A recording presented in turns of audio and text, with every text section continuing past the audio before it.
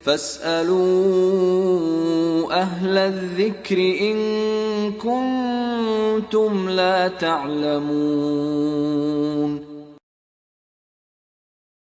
Kata Rasul kita Muhammad SAW, barang siapa yang ketika dia berada pada masa semangatnya, pada saat luar biasa bergeloranya semangatnya untuk taat kepada Allah Subhanahu wa taala, maka haruslah dia masih berada di atas koridor sunnahnya Rasul kita Muhammad sallallahu alaihi wasallam. Kemudian apa kata Rasulullah SAW selanjutnya? Wa man kanat fatratuhu ila ghairi dzalika faqad halak.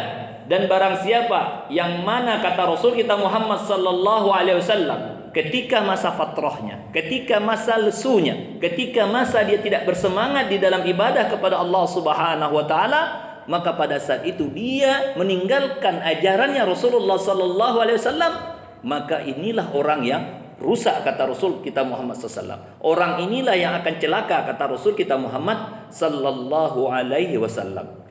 Ketika masa fatrah tadi, karena itulah kenapa disebutkan oleh para ulama, kenapa di dalam ajaran agama Islam ini macam-macam ibadah beraneka ragam. Jadi Allah variasikan berbagai macam ibadah-ibadah bagi manusia.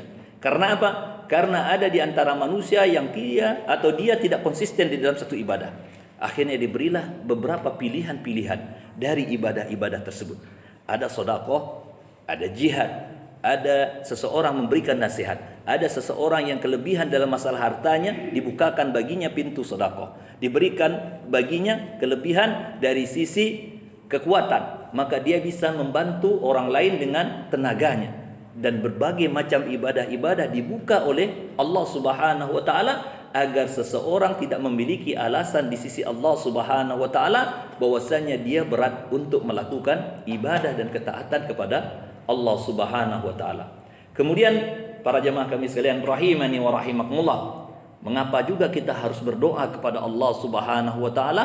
Karena memang sekali lagi bahwasanya Rasul kita Muhammad sallallahu alaihi wasallam saja yang Allah telah menjamin bagi dirinya kelurusan, keistiqomahan di dalam agama Islam ini, beliau saja masih terus berdoa kepada Allah Subhanahu wa taala. Apalagi di sujud terakhir beliau atau di sujud-sujud beliau ataupun di saat beliau di dalam tahiyat akhir beliau, maka beliau memperbanyak doa yang seperti disebutkan oleh Ibunda Aisyah radhiyallahu anha. Apa kata Ibunda Aisyah radhiyallahu anha tatkala beliau bertanya kepada Rasul kita Muhammad sallallahu alaihi wasallam? Beliau berkata, "Kana Rasulullah sallallahu alaihi wasallam katsiran ma yad'u."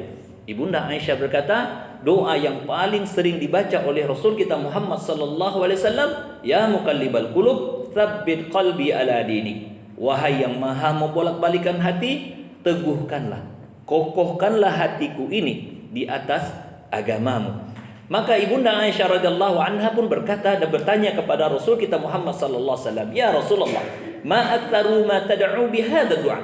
Wahai Rasul, mengapa doa ini yang sering engkau baca? Kata Ibunda Aisyah radhiyallahu anha ketika itu, apa kata Rasulullah sallallahu alaihi wasallam? Maka Rasul kita mengatakan, "Laisa min qalbin illa wa huwa baina isba'aini min asabi'ir rahman." Tidak ada satupun hati manusia kecuali hati tersebut berada di antara dua jemarinya Allah Subhanahu wa taala. Idza syaa ayyukimahu aqama. Jikalau Allah inginkan dia untuk istiqamah, untuk lurus, untuk kokoh di agama Allah Subhanahu wa taala, Allah kokohkan dirinya. Allah kokohkan dan kuatkan hatinya tersebut di atas agamanya Allah Subhanahu wa taala. Wa idza syaa ayyuzighahu azagha.